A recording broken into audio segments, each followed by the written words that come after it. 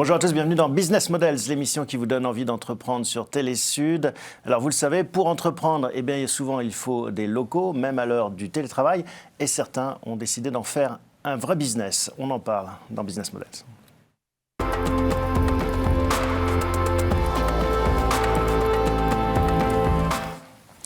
J'ai le plaisir de recevoir Greg. Bonjour Greg. Bonjour Thomas. Bienvenue dans Business Models. C'est en effet votre métier. On peut faire le pitch d'Africa Works. Oui, absolument. Africa Works, c'est aujourd'hui le leader des espaces de coworking en Afrique. On est une toute jeune entreprise. On s'est lancé il y a 2 ans à Abidjan, dans un contexte de Covid que nous connaissons tous. Et déjà combien de pays maintenant? Combien de villes que vous couvrez? Oui, aujourd'hui 8 villes. Donc ça va, Dakar, Abidjan, Accra, Lagos, Le Cap, Dar es Salaam, Nairobi, donc d'ouest en est, et on ouvre très prochainement à Lusaka aussi en Zambie. Bon, on va revenir sur cette belle aventure d'Africa Works, mais on commence toujours par une petite séquence actualité. J'imagine que dans l'actualité, on peut parler de WeWork dans votre secteur. Oui, absolument. C'est quand même un retour. La saga de WeWork est de retour avec des informations un peu plus positives que la dernière fois. Donc pour ceux qui nous écoutent... Oui, il faut peut-être faire un petit flashback. Expliquez-nous un peu les enjeux. Exactement. Donc WeWork a été lancé il y a une dizaine d'années, au début des années 2010, à New York, et est devenu très rapidement le leader des espaces de coworking à travers le monde. Ça a été un moment la start-up la plus valorisée au monde, près de 50 milliards de dollars. Avec le fameux SoftBank qui avait investi un gros ticket dans l'entreprise. Exactement, jusqu'à ce que donc ils ont été valorisés en janvier 2019, 50 milliards de dollars, avec l'ambition de s'introduire en bourse au Nasdaq à New York.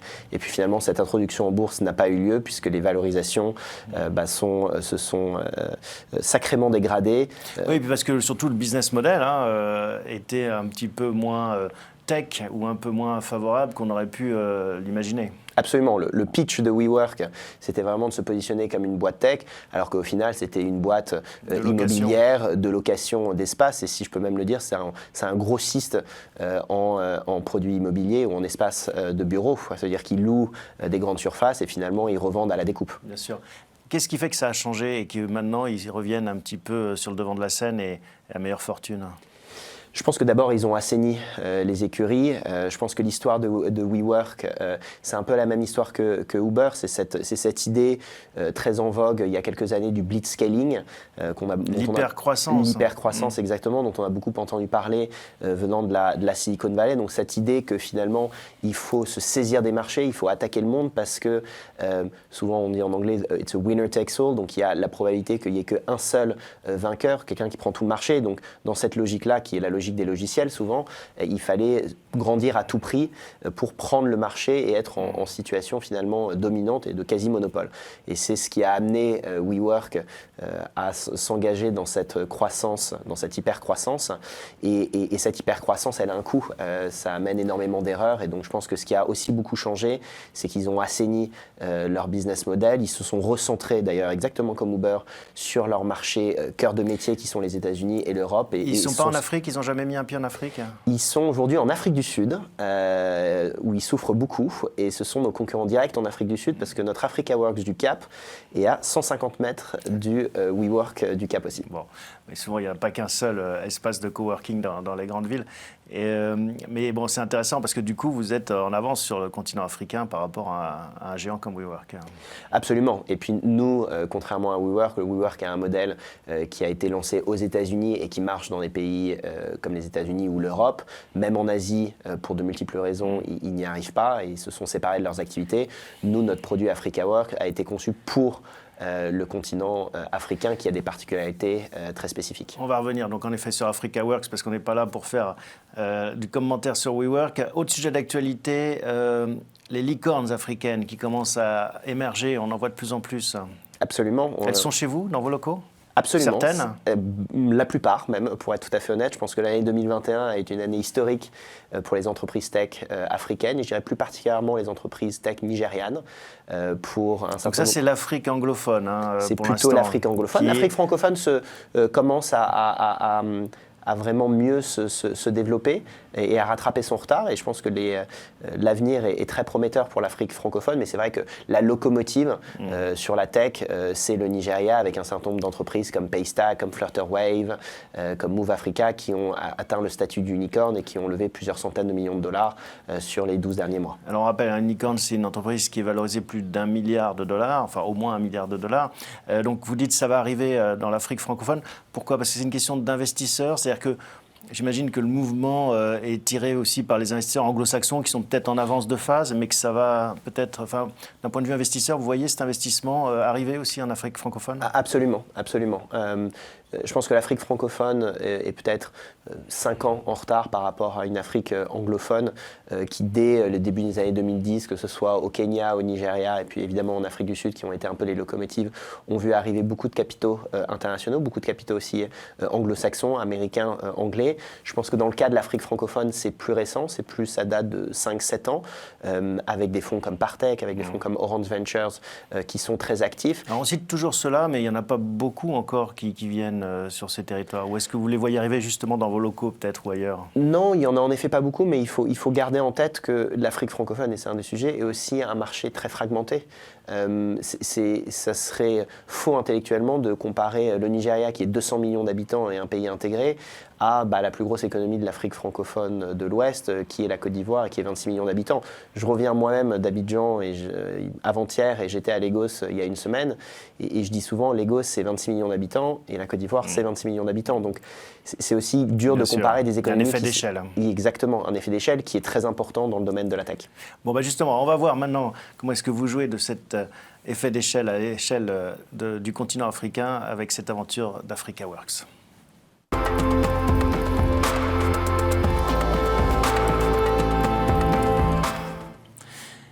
Alors, ça me fait toujours penser à Out of Africa quand je rencontre un entrepreneur comme vous, occidental, qui part à l'aventure, lancer une entreprise aussi ambitieuse qu'est la vôtre. Comment c'est né cette histoire ?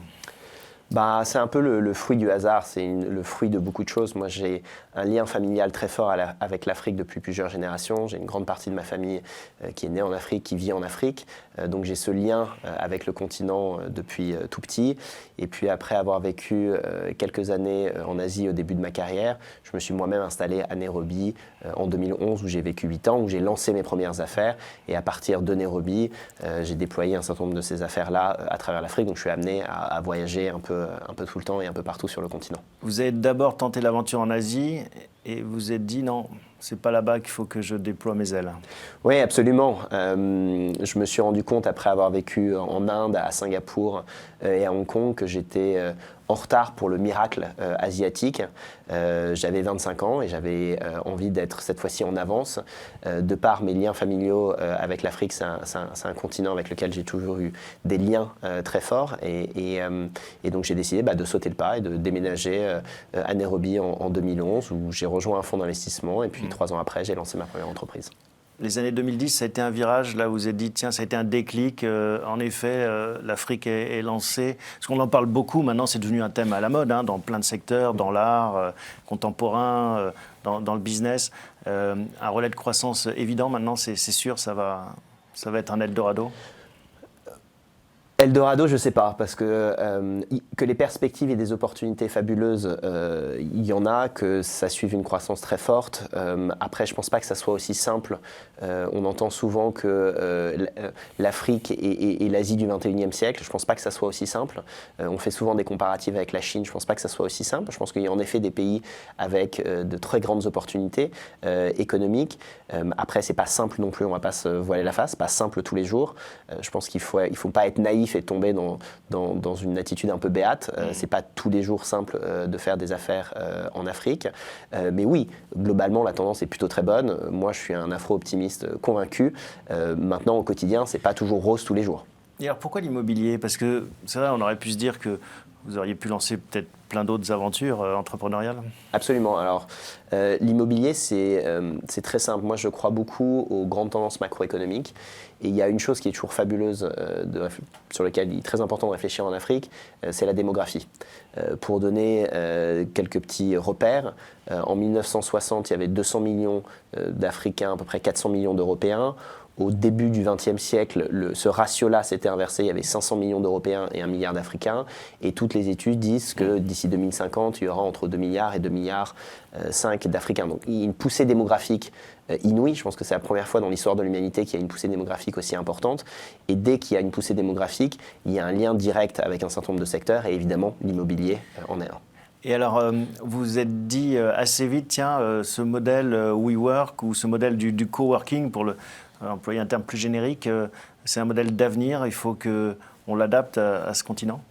Absolument, je pense que c'était une tendance qu'on a vue partout dans le monde, ce besoin de flexibilité, ce besoin dans les bureaux partagés et de coworking, c'est une tendance qui date d'il y a à peu près 10 ans, qui est née aux États-Unis, qui s'est beaucoup accélérée avant la crise Covid. Je pense que la crise Covid va être un fabuleux accélérateur pour l'industrie d'un point de vue purement économique, parce que ça va faire gagner dans les attitudes probablement 10 ou 15 ans. Et moi, ma conviction... Et ça vous a pas ralenti justement cette crise Covid ? Parce que vous êtes lancé en pleine crise Covid. Absolument. À une époque où tout le monde justement était calfeutré chez soi, alors je ne sais pas en Afrique si c'était à ce point, mais qui pouvait en effet faire penser que les lieux de travail avaient un peu du plomb dans l'aile. Absolument. C'est un très bon point. Nous, notre conviction, on ne fait pas les choses avec un horizon temporel de 3 mois. On fait les choses avec un horizon temporel à 5, 10 ans, 15 ans.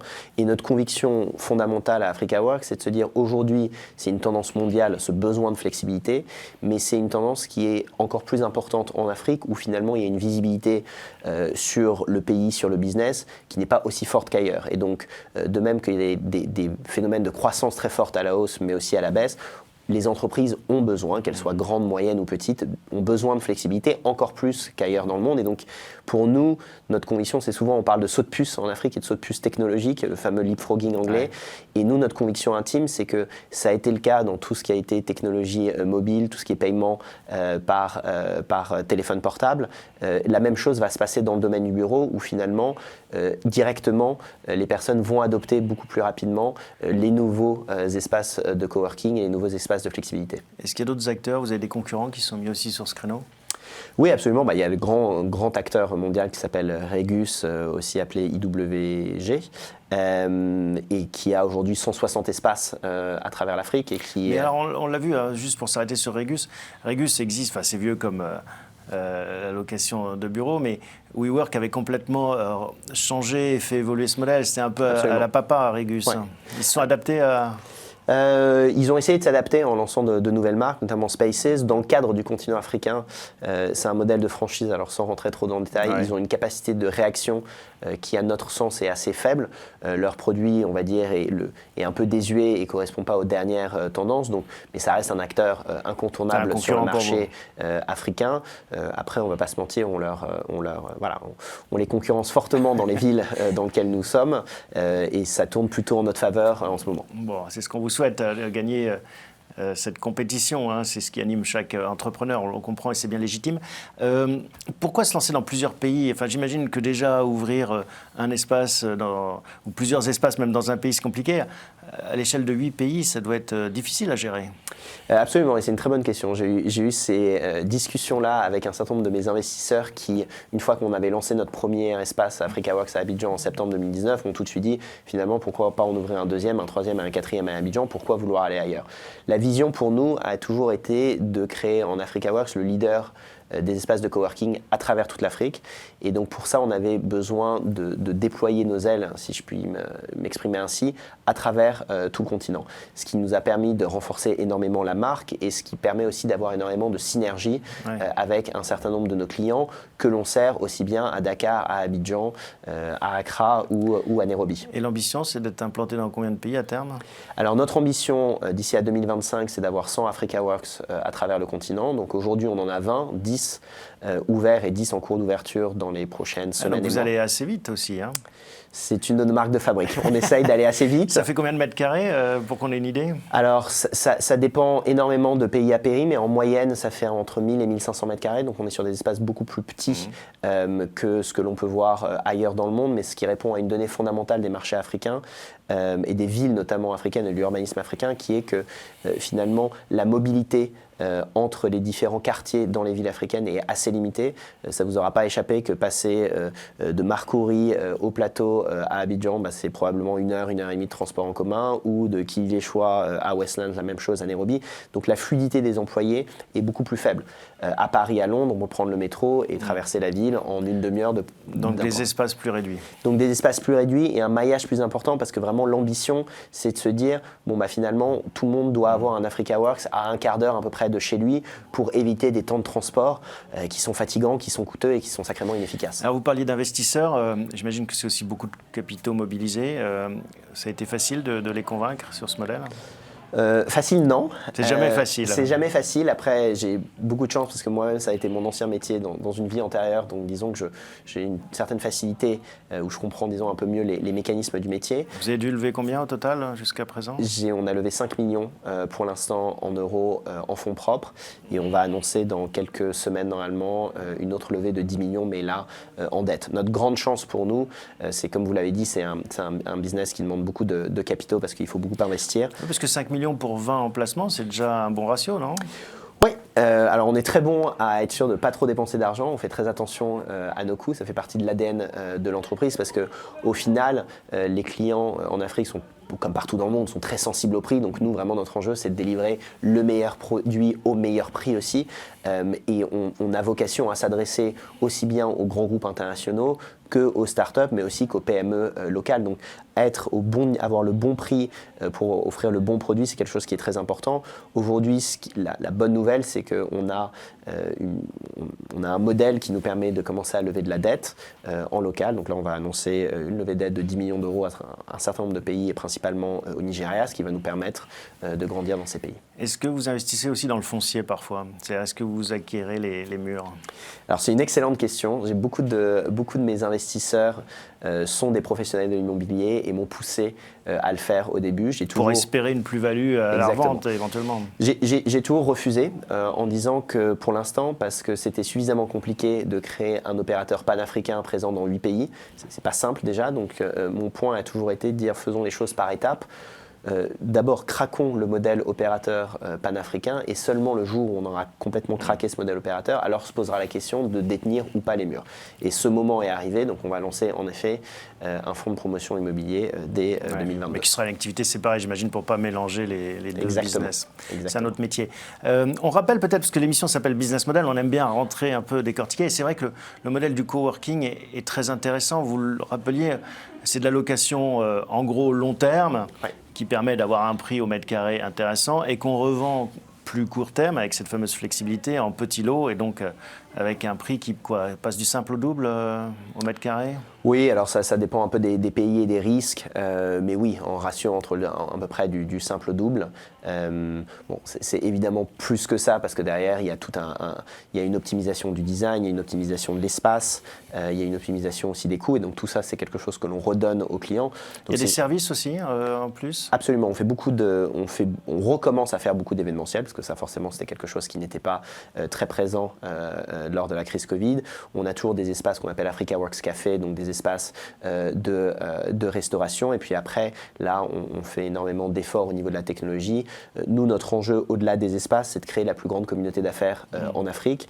Et ce qui nous amènera d'ailleurs à ouvrir des Africa Works en dehors du continent. On a l'ambition d'en ouvrir un à Londres, un à Paris et un à Dubaï dès début 2023 parce qu'on est convaincu qu'il y a une très grosse communauté d'affaires dans ces villes-là qui travaillent en rapport avec l'Afrique. Et notre enjeu, au-delà des espaces, c'est comment connecter des écosystèmes, soit au niveau local, dans des villes comme Abidjan, entre des grands groupes, des PME et des startups qui ne se parlent pas, mais comment on connecte des écosystèmes business aujourd'hui entre Abidjan et Londres, où finalement il n'y a pas des flux de business très importants, ou entre Paris et Lagos, où il n'y a pas des flux. Et donc vraiment tout notre enjeu, c'est de connecter tous ces écosystèmes à travers une infrastructure physique qui sont nos espaces, mais aussi une infrastructure digitale qui sont notre app et qui est une sorte de LinkedIn de notre communauté.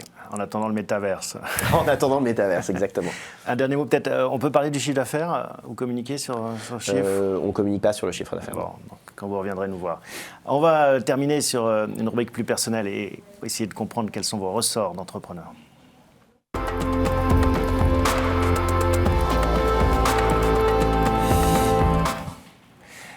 Alors Greg, on l'a vu, hein, vous aviez des racines africaines, en tout cas une expérience familiale importante depuis plusieurs générations. Pour vous, vous avez tenté l'aventure en Asie, vous êtes revenu en Afrique. Comment est-ce que vous répartissez votre temps entre l'Afrique et ailleurs ? Sur les 10 dernières années, j'ai vécu 8 ans sur le continent, à Nairobi principalement. Et là, aujourd'hui, essentiellement pour des questions de voyage, j'ai décidé de me rapatrier à Paris et je passe une semaine sur 2 sur le continent, essentiellement en ce moment au Nigeria et en Côte d'Ivoire, qui sont 2 des principaux pays pour nous. Et c'est facile de piloter ça depuis Paris ou finalement de faire ça plus à distance ? C'est jamais facile, mais après nous c'est dans l'ADN de l'entreprise. Même avant le Covid, on avait une entreprise qui était virtuelle et décentralisée et on a des équipes en local.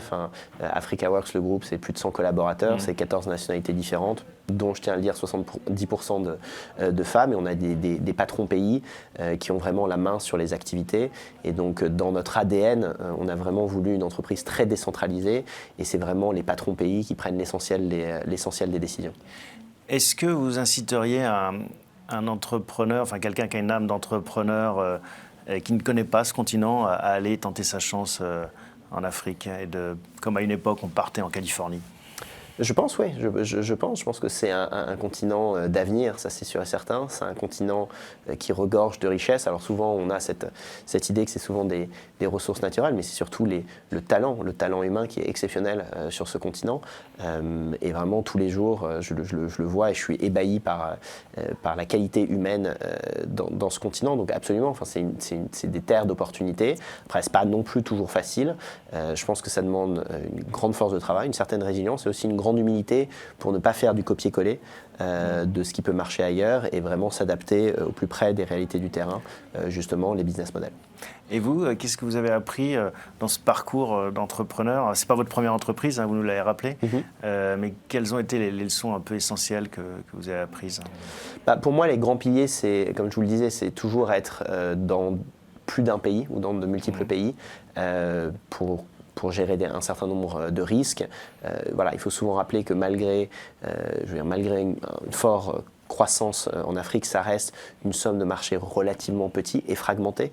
Donc être présent sur plusieurs marchés, c'est une manière de dépasser des marchés qui sont, somme toute, certes en forte croissance, mais encore assez limités. Après, moi, la deuxième chose que j'ai vraiment apprise de mon parcours personnel d'entrepreneur, c'est de bien partir des besoins du client, quel qu'il soit. Ça peut être un client individuel comme une entreprise.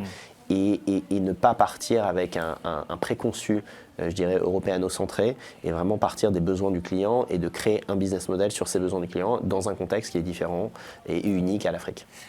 Alors on appelle l'émission Business Models parce qu'on s'intéresse aux modèles d'affaires, mais on s'intéresse aussi aux role models, aux personnes qui peuvent inspirer les entrepreneurs. Est-ce que vous avez des figures comme ça un peu tutélaires, connues ou pas, qui vous ont inspiré dans votre parcours ou qui vous continuent de vous inspirer ? C'est une bonne question. Alors d'un point de vue, forcément, il y a un certain nombre d'entrepreneurs africains.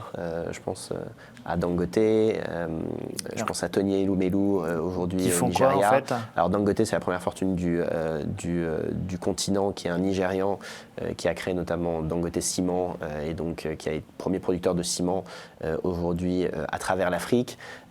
C'est quelqu'un qui justement s'est déployé ses activités et qui est parti vraiment des besoins qui étaient des besoins de construction, en faisant un peu ce même constat, en disant il y a une population qui est en train d'exploser, qui a besoin de se loger, qui a besoin de se loger d'une manière ou d'une autre.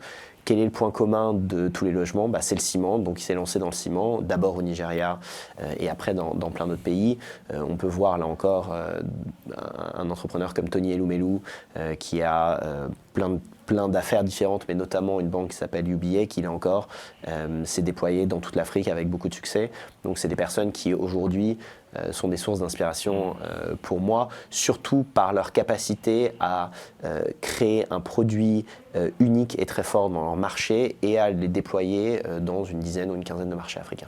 Vous avez le sentiment que le continent africain et européen se rapprochent ou s'éloignent ? C'est une très bonne question. J'aimerais qu'ils se rapprochent. C'est mon engagement personnel. C'est du conditionnel. C'est un très long débat. C'est un souhait. C'est un souhait. En tout cas, j'y travaille tous les jours à travers mon entreprise et à travers mes engagements personnels. Bon, oui, vous en êtes l'incarnation vivante de ce trait d'union. Qu'est-ce qu'on vous souhaite ? C'est une très bonne question. Écoutez, à moi et à mes collaborateurs, une forte croissance, qu'on arrive à atteindre nos objectifs. Passer de 20 à 100, c'est quand les 100 100, c'est dans 3 ans et demi. C'est 2025. Donc c'est un rythme important. C'est un rythme important, mais on est assez clair sur ce que l'on veut faire, même très clair, très concentré. Donc c'est beaucoup d'exécution, ce qui n'est jamais simple, mais on est très concentré là-dessus. Bon, écoutez, bravo pour cet esprit entrepreneurial. Et puis en effet, on vous souhaite les 100 très vite. Vous viendrez nous raconter quand vous arriverez Avec plaisir. à ce chiffre. Avec plaisir. Et puis j'espère d'ici là qu'on pourra vous accueillir aussi dans notre Africa Works à Paris et peut-être faire cette émission-là dans notre Africa Works à Paris. Avec grand plaisir. Merci Greg de votre témoignage. Merci à vous tous de votre fidélité. On se retrouve la semaine prochaine pour un nouvel épisode de Business Models.